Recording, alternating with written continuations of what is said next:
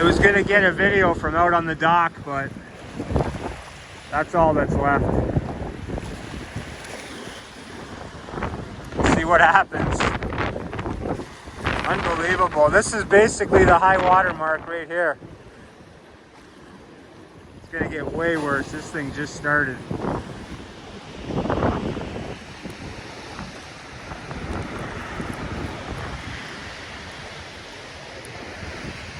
It's got a long way to go though before it gets where I am, up there.